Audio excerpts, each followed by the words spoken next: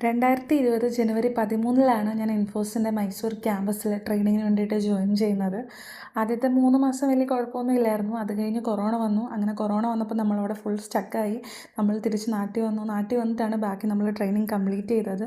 അങ്ങനെ training complete ചെയ്തു. Actual project work start ചെയ്തപ്പോഴും വർക്ക് ഫ്രം ഹോം തന്നെയായിരുന്നു.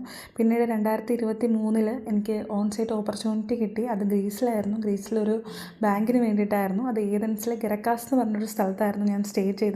കുറേയധികം കൺട്രീസ് വിസിറ്റ് ചെയ്തു. എല്ലാത്തിലും ഉപരി എനിക്കൊരു വീട് വെക്കാൻ പറ്റി. അത് ലൈഫിലെ ഏറ്റവും വലിയ അച്ചീവ്മെൻറ്റ് തന്നെയാണത്. അതിനുശേഷം നമ്മൾ ഫൈനലി ലാപ്ടോപ്പും അതുപോലെ തന്നെ നമ്മൾ ID കാർഡും എല്ലാം സബ്മിറ്റ് ചെയ്തു. അങ്ങോട്ട് നാളെ ഞാൻ എന്നാ എടുക്കും എന്നുള്ളൊരു തോട്ട് ആ സൈൻ ചെയ്യുമ്പോഴും എൻ്റെ മൈൻഡിൽ കൂടെ പൊയ്ക്കൊണ്ടിരിക്കുകയായിരുന്നു.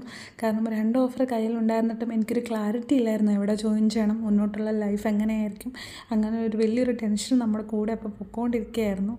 ഈ സ്ഥലം ഒരു പ്രത്യേക തരത്തിലുള്ളൊരു വൈബായിരുന്നു. ട്രിവാൻഡ്രം ക്യാമ്പസിൽ എനിക്കൊരു 3 മാസത്തോളം എനിക്ക് വരാൻ പറ്റുള്ളൂ. ഗ്രീസിൽ നിന്ന് ഡയറക്റ്റ് വന്നു കഴിഞ്ഞപ്പോഴേ ഞാൻ പേപ്പർ ഇടുകയായിരുന്നു വിത്തിൻ 2 വീക്സ്. അപ്പോൾ ഒരു 5 വർഷം 9 മാസത്തോളം കാലം ഞാൻ ഇൻഫീലാണ് വർക്ക് ചെയ്തത്.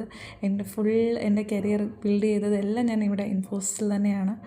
അപ്പോൾ അത് വിട്ടുപോകുക എന്നുള്ളത് എപ്പോഴും ഒരു സങ്കടം തന്നെയാണ്. കുറേ നല്ല ഫ്രണ്ട്സ് ഉണ്ടായിരുന്നു. ഞാൻ പിനക്കലിൽ FNSP എന്ന് പറഞ്ഞ യൂണിറ്റിലാണ് വർക്ക് ചെയ്തത്. കുറേ നന്നായിട്ട് പഠിച്ചു.